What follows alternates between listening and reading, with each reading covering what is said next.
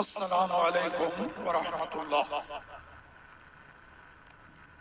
امیر المجاہدین کو دنیا سے پردہ فرمائے ہوئے یہ تیسرا سال، مگر نہ زبان پر ان کے چرچے میں کچھ کمی آئی اور نہ دلوں میں ان کی محبت میں کوئی کمی آئی۔ اس کی وجہ یہ ہے رب کریم نے قرآن پاک میں وعدہ فرمایا، فَاذْكُرُونِی أَذْكُرْكُمْ، تم میرا ذکر کرو تو میں پھر تمہارا چرچا کروں گا۔ امیر المجاہدین نے اپنی ساری زندگی اللہ اور اس کے محبوب کا ذکر کیا۔ اب خداوند قدوس ان کا چرچا کر رہا ہے، مخلوق کی زبان پر ان کے نعرے جاری کر دیے اور تذکرے اور چرچے جاری کر دیے، اور اسی طرح دلوں میں ان کی محبت۔ قرآن پاک میں رب کریم نے فرمایا، جو لوگ ایمان لائے اور کام اچھے کیے، اللہ پاک لوگوں کے دلوں میں ان کی محبت ڈال دیتا ہے۔ سیجعل لهم الرحمن ودا۔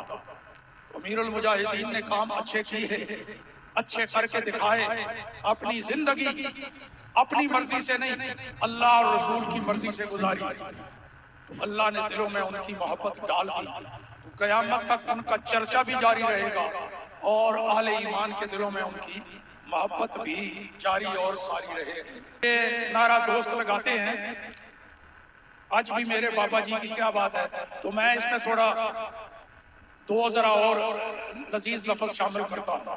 ایک تو یہ کہ قیامت تک ہمارے بابا جی کی،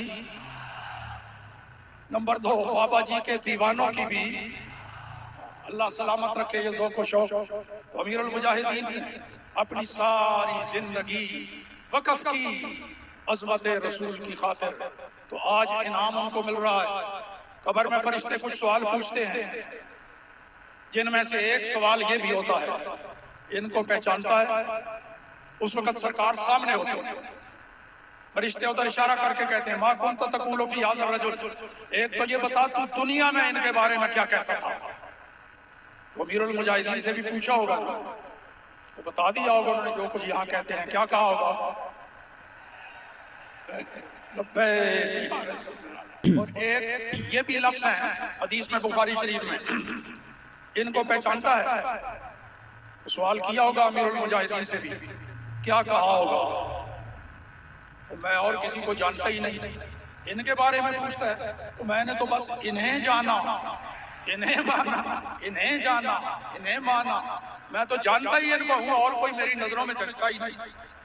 تو میں یہاں ایک پیغام بھی دیا کرتا ہوں، چونکہ یہ نشست مختص ہے اراکین شورا کے اظہار خیال کے لیے اور بڑے قیمتی خطابات ہو رہے ہیں، تو میں زیادہ وقت نہیں لیتا، لیکن ایک اپیل کیا کرتا ہوں۔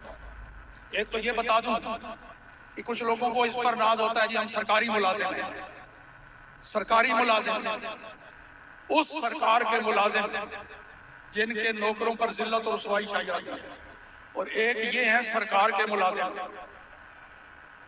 یہ نوکر ہیں اس سرکار کے، وہ مالک اپنے نوکروں کی کانڈ نہیں لگن دیتے۔ پیغام میرا یہ ہے، مجھے کہتے ہیں جی ہزاروں شاگردوں کا استاد، ٹھیک ہے الحمدللہ رب العالمین، لیکن میرا جہاں تک کوئی تعلق والا میرا شاگرد ہو، شاگرد کا شاگرد ہو، میرے ساتھ کسی کی محبت پیار ہو، عقیدت رکھتا ہو، تو سن لو، میں اسی پر راضی اور اسی پر خوش ہوں جو تحریک لبیک پاکستان کا ساتھ دے گا۔ اور یہ نعرہ جو آپ لگاتے ہیں، یہ جو نعرہ آپ لگاتے ہیں لبیک یا رسول اللہ، اس میں آپ رسول اللہ سے ایک عہد کرتے ہیں، ایک وعدہ کرتے ہیں رسول اللہ سے۔ اس کا معنی یہ ہے لبیک یا رسول اللہ، حضور میں ہر لحاظ سے حاضر ہوں، میرا سب کچھ حاضر ہے۔